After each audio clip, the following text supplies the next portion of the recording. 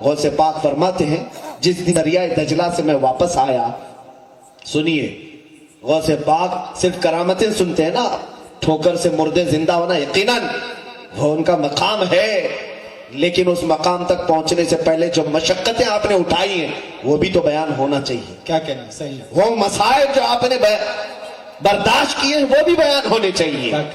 فرماتے ہیں کہ میں بھوکا ایسے آیا کہ میرا پیٹ پیٹ سے لگ رہا تھا، اتنی بھوک تھی، ایک مسجد میں آ کر کے سو گیا، قریب کی ایک مسجد تھی، اور جیسے ہی میں وہاں لیٹا، ظہر کا وقت تھا، دیکھا تھوڑی دیر کے بعد ایک تاجر مسجد میں داخل ہوا، تجارت کرنے والا، بغداد میں بہت آتے تھے، وہ آیا اور اندر آ کر کے وہ نماز سے فارغ ہو کر کے اپنے ہاتھ میں کچھ تھیلی ولی تھی، کھولا تو اس میں گرم گرم کباب، اس کی خوشبو پھیل گئی، اور وہ کباب دسترخوان پر بچھا کر کھانے کے لیے بیٹھا۔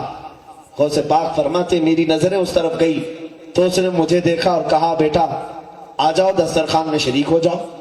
فرماتے ہیں سنت یہ ہے کہ جب بھوک لگے اور کوئی بلائے تو نہ کہا جائے، شریک ہو جائے۔ میں شریک ہو گیا، دسترخوان پر بیٹھا۔ جب کھانے کی بات آئی تو اس نے مجھ سے پوچھا کہ تم کیا کرتے ہو؟ کہا میں پڑھتا ہوں، یہاں پر طالب علم ہوں۔ تو اس نے چونک کر کہا بہت اچھا ہوا کہ ایک طالب علم سے میری ملاقات ہوئی، میرا ایک مسئلہ تم سالو کر دو گے، حل کر دو گے؟ کہا بولے آپ کا کیا مسئلہ ہے؟ وہ تاجر کہتا ہے در حقیقت میں جیلان سے آیا ہوں، جیلان سے آیا ہوں، جو غوث پاک کا مادری وطن ہے، جہاں آپ کے پیدا ہوئے۔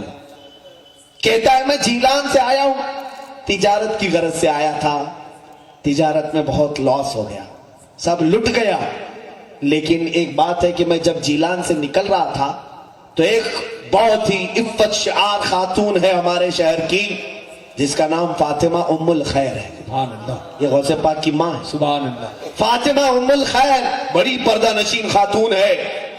اس نے میرے ہاتھ کچھ درہم بھجوائے، اس نے یہ کہا کہ میرا بیٹا عبد القادر بغداد میں پڑھ رہا ہے، اس تک یہ پہنچا دو۔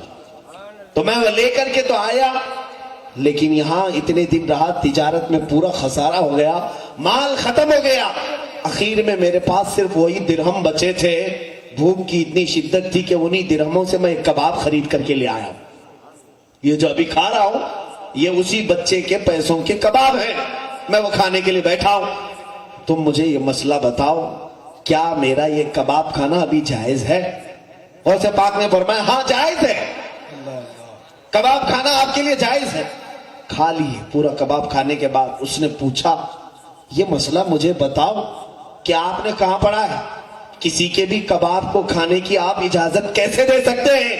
غوث پاک نے فرمایا جس عبد القادر کو تم ڈھونڈ رہے ہو وہ عبد القادر میں، اللہ اکبر، اللہ اکبر۔ وہ شرمندہ ہو گیا، کہا کہ پہلے بتائے ہوتے ہیں تو میں سارے کباب تمہارے حوالے کر دیتا، اس کے تم ہی مالک تھے۔ غوث پاک نے فرمایا میں کسی کو کھلانے کے وقت اسے شرمندہ کر کے کھلانا نہیں چاہتا، اللہ اکبر، یا اولیاء کی